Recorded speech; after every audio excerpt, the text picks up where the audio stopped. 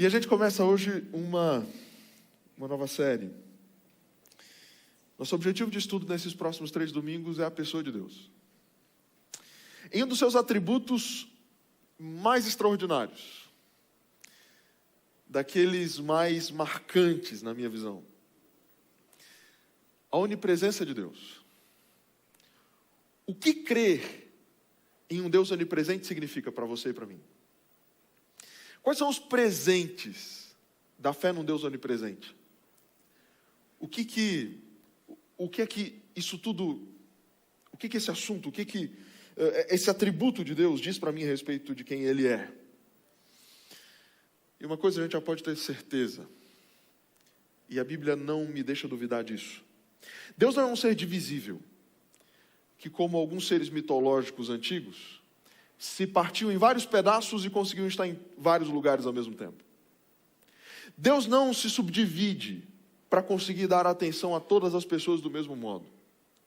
Mas Deus em si, em seu todo, possui a capacidade de estar em todos os lugares, com todas as pessoas, que assim Ele quiser estar. A onipresença é um atributo da vontade de Deus. A onipresença é um atributo do desejo e do querer de Deus. E um dos grandes elementos bíblicos que me trazem mais conforto ao pensar na onipresença divina é também saber que todas as vezes que alguém pede, a resposta dele é sempre sim. Nenhum ser humano jamais pediu a presença de Deus e ficou por ele desacompanhado ou desamparado. Em nenhum momento, alguém com qualquer espécie de necessidade da presença de Deus, ao pedir que Ele esteja ali, tenha de algum modo desamparado. Outro elemento: não há nada, nem ninguém, nem lugar algum capaz de me separar desse amor, como nós acabamos de cantar. Não há nada, nem lugar, nem circunstância alguma que impeça a Deus de estar comigo em qualquer lugar. Eu sou da geração que ouviu muito de pais e avós. Não saia de casa em determinado horário, porque os anjos não vão mais com você. Não dirija em determinada velocidade, porque Deus não vai estar ali. Não entre em determinado lugar, porque Deus não vai estar ali. Eu quero te dizer nesses próximos domingos que nós fomos ensinados a pensar de um modo bastante equivocado. Não há limite para a presença de Deus. Nem a velocidade do carro em que eu estiver dirigindo, nem os locais onde entro, nem os ambientes onde me aproximo, porque a gente vai descobrir já já que nem mesmo as mais densas trevas são páreo para a luz. Não há nada, nem lugar algum, que possa impedir a luz plena de se revelar. Não há nada que impeça Deus de entrar onde Ele quiser entrar. Então a gente pode encontrar histórias de indivíduos que tiveram experiências com Deus nos mais diferentes lugares, das mais diferentes formas, ouvindo as mais diferentes coisas, assistindo as mais diferentes coisas. Sim, porque mesmo que... E então alguns vão dizer, mas como é que pode Deus estar onde o pecado está? E eu te pergunto, como é que Deus pode andar nesse mundo? Se este mundo é um antro de pecado? Como pode Deus conviver comigo, sabendo tão bem quem eu sou, e continuar querendo conviver na minha casa, morando comigo e pior, ou melhor, querendo morar em mim? Tem lugar mais pecaminoso do que o meu coração e o seu? Tem lugar mais cheio de atrocidades e pensamentos equivocados do que o meu coração e o seu? E quando a gente olha para a Bíblia, a gente vê que é exatamente aí o lugar onde o Senhor sonha morar. Não há nada, nem lugar, que me separe da vontade de Deus de estar comigo. E eu queria começar essa nossa jornada, que tem como base o Salmo 139, como princípio de estudo. Salmo 139, que é a grande declaração bíblica da onipresença de Deus. E eu te convido a ler comigo o Salmo 139, nos versos de 1 a 3, como introdução desse nosso estudo desses domingos. E toda vez que eu olho para esse texto e eu olho para esses versos, me bate um certo constrangimento. Porque a declaração bíblica é: Senhor, Tu me sondas e me conheces. Sabes quando me sento e quando me levanto. De longe conheces os meus pensamentos. Observas o meu andar e o meu deitar. E conheces todos, não alguns, todos os meus caminhos. Ninguém me conhece tão bem como Deus. A declaração bíblica é que Deus, com todo o conhecimento que tem, Ele gasta tempo pesquisando a minha vida. A ideia bíblica do Senhor, tu me sondas, é que diante da ideia do pecado e diante do que o pecado é, o pecado fez de nós, seres humanos, indivíduos um tanto quanto surpreendentes. O pecado e nosso livre-arbítrio deram agora para cada ser humano a possibilidade de, diante dos múltiplos caminhos postos diante de nós, escolhermos por vezes o pior. Então, nós vamos chegar à conclusão e dizer, mas se Deus é onipresente, Ele também não é onisciente? Beleza, sim, Deus é onisciente. Mas o que significa a onisciência de Deus? É uma onisciência determinista? Não, nós não somos calvinistas, também não somos arminianos. Mas não é uma onisciência determinista. Nós cremos na existência do livre-arbítrio. Nós cremos de que os seres humanos são absolutamente livres para tomarem suas decisões. E diante da realidade, da liberdade absoluta para que os seres humanos vivam os caminhos que quiserem, faz todo sentido a Bíblia agora dizer para mim, Senhor, tu me sondas. Não faz sentido nenhum Deus tentar e precisar me sondar, se Ele já sabe absolutamente tudo aquilo que penso e como construirei minha vida a partir dali. Mas faz todo sentido Deus me sondar, se eu continuo sendo uma grande caixinha de surpresas. Porque de fato o sou. O pecado faz com que a minha cabeça, e diante dos múltiplos caminhos que tenho diante de mim, faz com que eu escolha o pior, mesmo com o Senhor sonhando que eu escolha o melhor. E aí faz todo sentido, inclusive a presença do Espírito Santo entre nós. É o Espírito Santo agora que fica no nosso ouvido, me sugerindo aquilo que Isaías no capítulo 30, no verso 21, e eu te convido a ler isso comigo. Isaías no capítulo 30, no verso 21, a declaração do grande trabalho permanente do Deus que me sonda. Quando vocês se desviarem para a direita ou para a esquerda, ouvirão atrás de você uma palavra dizendo, este é o caminho, andem nele. Deus não determina o meu caminho, mas Deus continuará permanentemente a me sugerir um bom caminho. Nas muitas possibilidades, então, que tenho de escolher, e diante da plena liberdade que tenho de escolher os meus caminhos, o Senhor me sonda para que saiba exatamente o que me dizer, quando me dizer, de que forma dizer. Então você vai me dizer, mas pastor, isso faz sentido? Todo. Deus, em todo o seu conhecimento, precisa me pesquisar ainda, dar Googles ao meu respeito. A declaração do Salmo 139, nos versos de 1 a 3, de que o Senhor conhece todos os meus caminhos, sabe como me sento e como me levanto, é Deus dizendo para mim que na pesquisa dele é meu respeito, e não apenas a meu, mas a teu respeito. O Senhor conhece o meu humor, do modo como eu me levanto, e Deus reage com base nisso. A grande ideia da onipresença divina é pensar que Deus, ao me conhecer e saber exatamente como eu me comporto, por me conhecer tão bem e por estar com olhos permanentes diante de mim, e porque nenhum segundo da minha vida passa desapercebido por Deus, é Ele dizer agora que Ele me conhece para tentar, através desse conhecimento, gerar sobre mim a influência adequada. Deus não é onipresente como esse elemento ou essa característica desassociada de sua onisciência.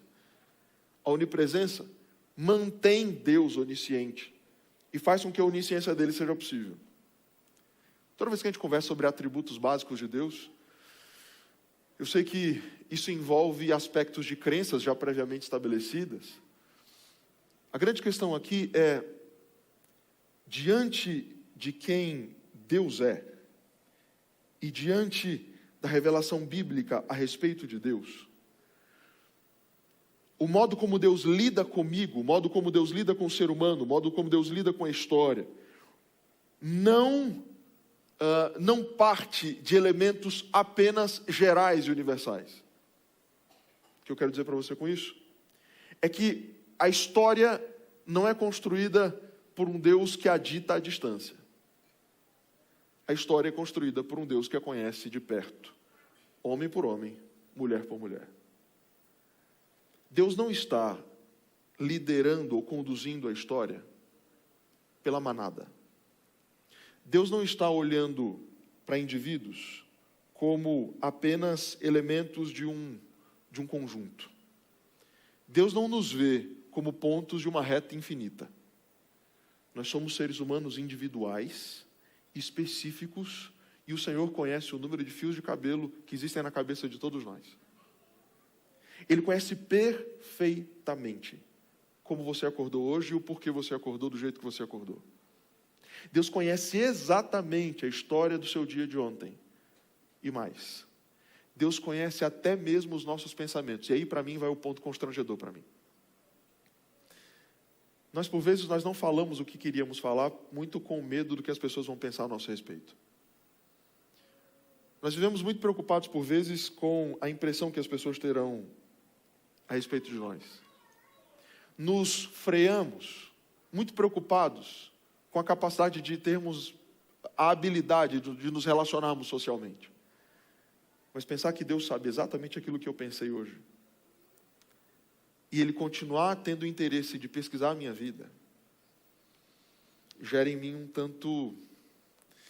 faz minhas bochechas rosarem um pouquinho. Ninguém me conhece tão bem como Deus.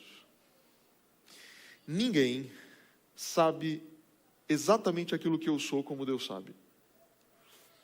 Se as pessoas soubessem plenamente quem nós somos, ninguém sentaria do nosso lado. Se todo mundo soubesse aquilo que passou pela nossa cabeça nos últimos dias, ninguém estaria sentado do nosso lado como está agora. Mas Deus, sabendo tão bem aquilo que passou pela nossa cabeça, continua me pesquisando, continua indo atrás de mim, continua sondando a minha vida, continua vindo a mim, continua tendo o mesmo interesse, como eu disse a você. O Deus que não tem medo nem se constrange em entrar onde o pecado está, é o Deus que quer estar onde o pecado mora, basicamente. 1 Coríntios no capítulo 6, nos versos 19 a 20, a declaração do apóstolo Paulo sobre o lugar onde Deus quer morar. Será que vocês não sabem que o corpo de vocês é santuário do Espírito Santo, que está em vocês e que vocês receberam de Deus e que vocês não pertencem a vocês mesmos? Porque vocês foram comprados por preço. Agora, pois, glorifiquem a Deus no corpo de vocês. É dentro do nosso cérebro, é dentro dos nossos sentimentos. É nesse corpo onde reside o pecado, onde Deus quer morar. É exatamente dentro de um dos piores lugares desse mundo, é um lugar onde Deus quer estar. Enxergar tudo isso e olhar todos esses elementos me faz agora pensar nos limites de Deus, então. Dizia para você no início, de que somos ensinados que Deus tem restrições para alguns lugares. E não são poucas as histórias, então, como também te disse, de indivíduos que em lugares que você nunca imaginou que Deus poderia estar, Deus estava lá. Não são poucos os meninos e meninas que, em ambientes de festas que não deveriam estar vivendo, saem dali com a conclusão que aquele não era o lugar onde deveriam estar. Não são poucas as pessoas que já viveram a certeza absoluta que o lugar onde estavam era equivocado, que a decisão que haviam tomado era equivocada. Então, a grande crise que se levanta, e muito naturalmente se levanta, Deus se incomoda com o pecado? Sim. Exatamente por isso que Ele me conhece tão bem, e por isso que a voz do Espírito Santo tenta me direcionar pelo melhor caminho, mas Deus não consegue salvar se Ele não se permear e se encher de um lugar lotado de pecado.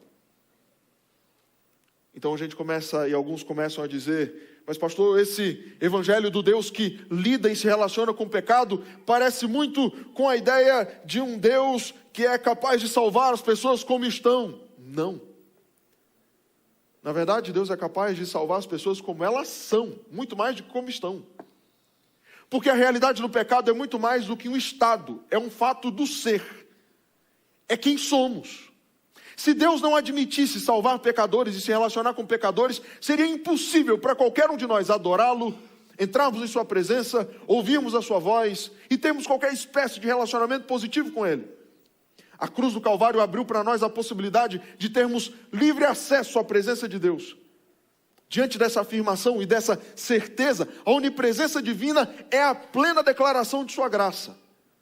Deus pode estar agora num bar com indivíduos enchendo a cara de cachaça. Deus pode estar agora num motel ao lado de um adúltero. Deus pode e vai estar em todos os lugares para tentar salvar todas as pessoas. Por quê? Porque Deus está do lado do pecador? Porque Deus ama o pecador e sempre amou o pecador. Porque Ele não cansa da ideia de tentar salvar o pecador. Ele não cansa da ideia de tentar gerar o máximo de excelente influência sobre você.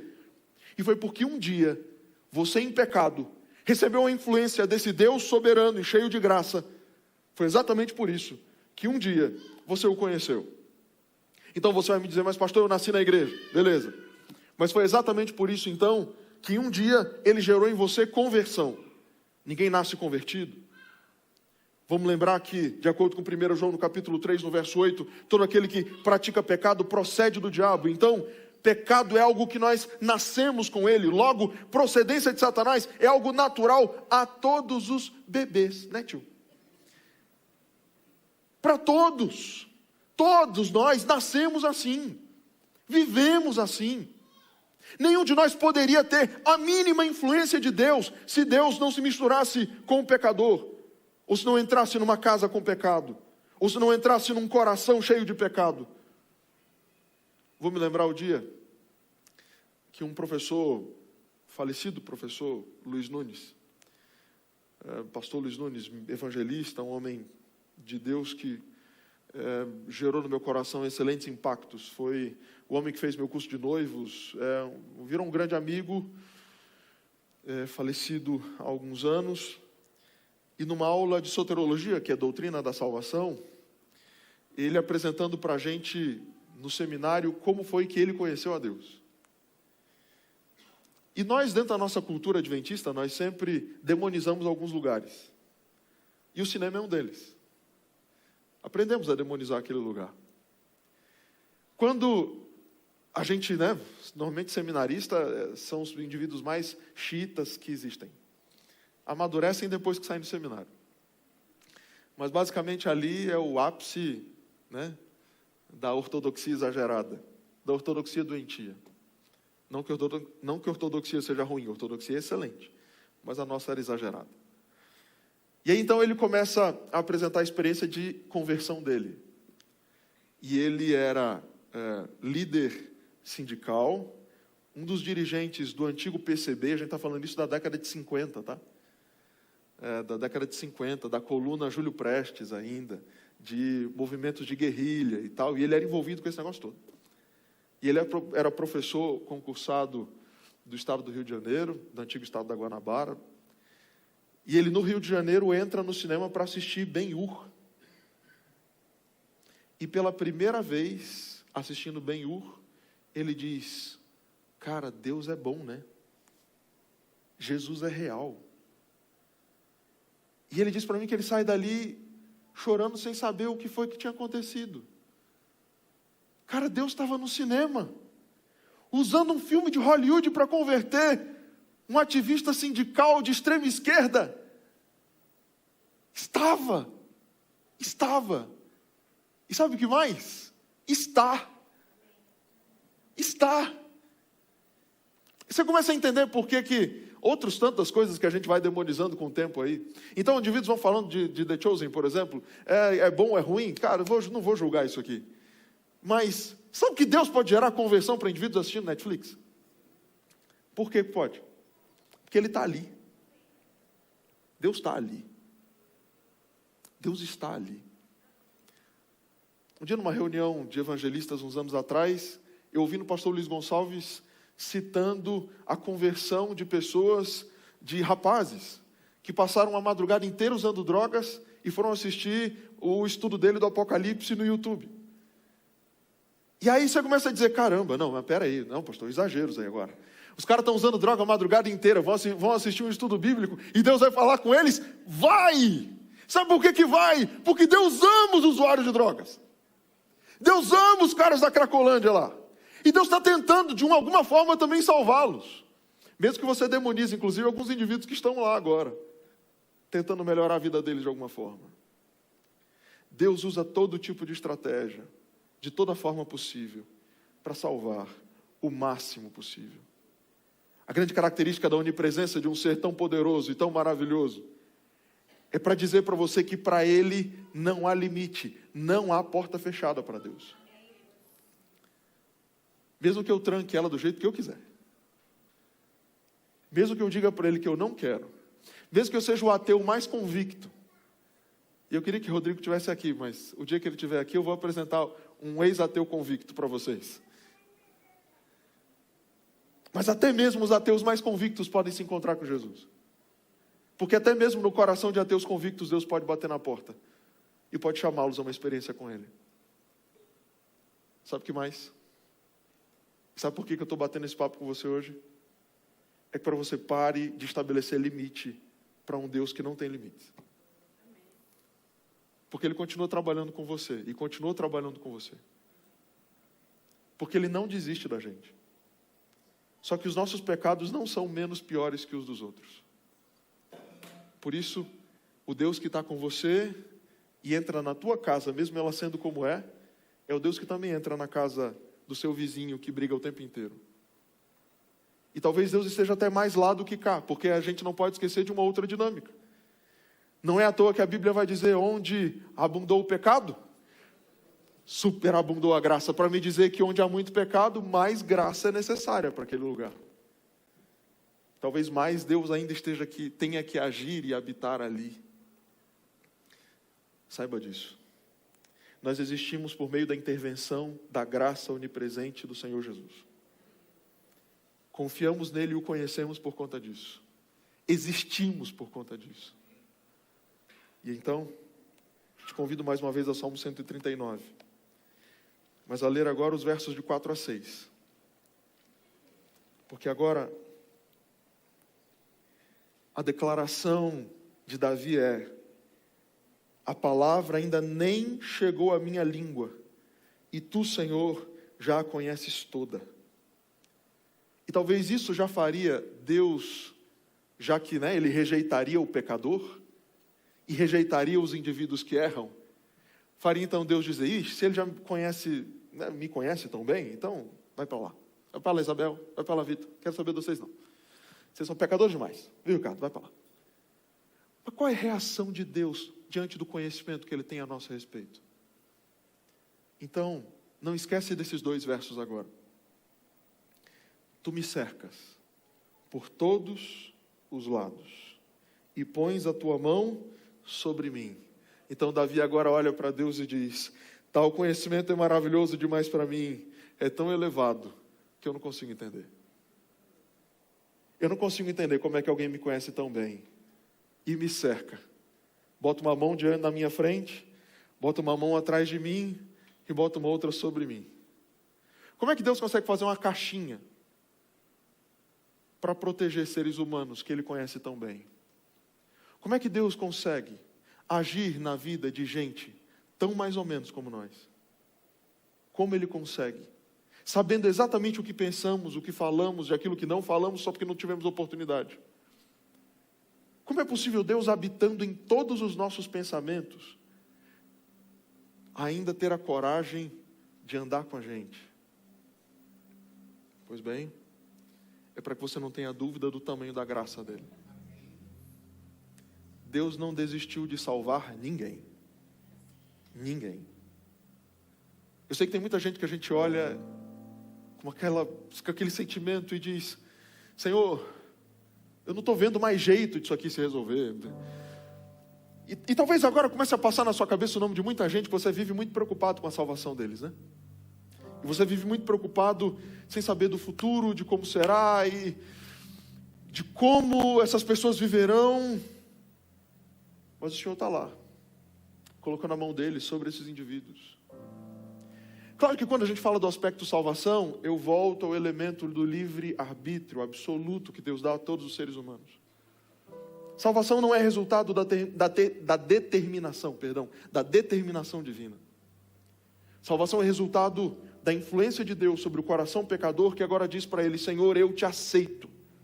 Eu quero o Senhor como meu Deus. A grande questão é que é o Senhor que me sonda e me conhece, que agora me chama a essa experiência com Ele. E essa experiência, belíssima experiência, confirmada na certeza de um Deus que não se esquece de mim, nem de você e nem de ninguém. E eu concluo lendo com você o capítulo 49 do livro do profeta Isaías. Nos versos 15 e 16. E agora, Deus diz e Isaías escreve: será que uma mulher pode se esquecer do filho que ainda mama, de maneira que não se compadeça do filho do seu ventre? Mas ainda que esta viesse a se esquecer dele, eu, porém, não me esquecerei de você. Eis que eu gravei você nas palmas das minhas mãos. As suas muralhas, os seus muros, estão continuamente diante de mim. O Deus que não se esquece de seres humanos, o Deus que não se esquece dos filhos que Ele tanto ama, o Deus que não se esquece das histórias, o Deus que não se esquece dos sentimentos que tem a nosso respeito,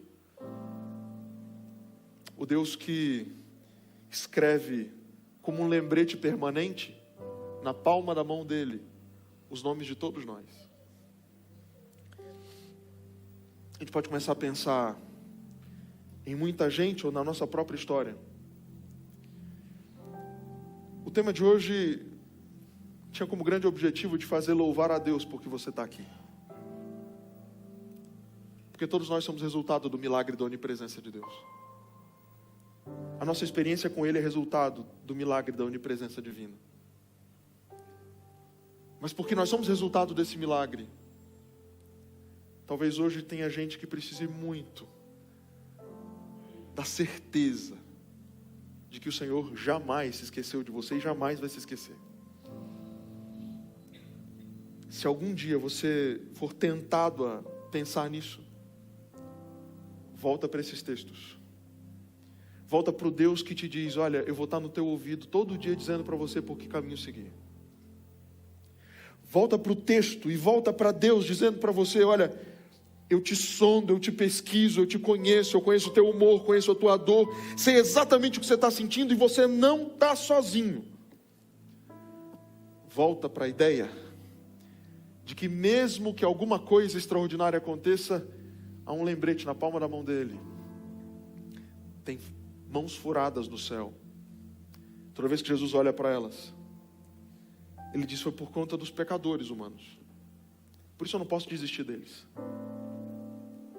Então a gente começa a se perguntar: tem limite para tudo isso? Eu te respondo: não. Tem limite temporal, mas não geográfico. Porque não importa onde eu me esconda, é o que a gente vai estudar na semana que vem. Não importa se eu vou ao mais profundo abismo, não importa se eu chego ao mais alto dos montes, não importa se eu vá ao mais profundo mar, não importa se eu tome as asas da alvorada, não importa o que eu faça, até ali a mão do Senhor há de me guiar e a sua destra há de me suster. Mas há um limite temporal. Uma das grandes preocupações da Bíblia é com o hoje. E algumas vezes a Bíblia vai dizer: hoje não endureçais o seu coração diante da oferta da graça. E para quem está me assistindo pelo YouTube agora, talvez hoje seja o seu dia, como também é o dia de todo mundo que está aqui. Hoje é o dia da gente olhar para Deus e dizer: Senhor, muito obrigado pela oferta da salvação. Muito obrigado por não desistir de mim. Muito obrigado por estar tão preocupado comigo. Mas me permite ter certeza absoluta disso a cada dia. Não me deixa duvidar em momento nenhum do teu poder e da experiência que o Senhor quer ter comigo. Talvez agora esteja na hora da gente dizer: vem como resposta a essa intervenção dele na minha vida, vem ser o centro. Vem ser o centro da minha vida, vem ser o centro da minha história, vem ser o centro da minha experiência. Eu não quero só que o Senhor me conduza pela voz aqui no ouvido. Eu quero que o Senhor seja o piloto do meu carro. Eu quero que o Senhor seja o piloto do meu avião. Eu quero que o Senhor conduza cada elemento da minha história. Vem e assume o controle de cada dia. Assume o controle dessa semana. Já que o Senhor me conhece tão bem, é o Senhor que sabe o que eu preciso viver essa semana. Então diz isso para Ele agora.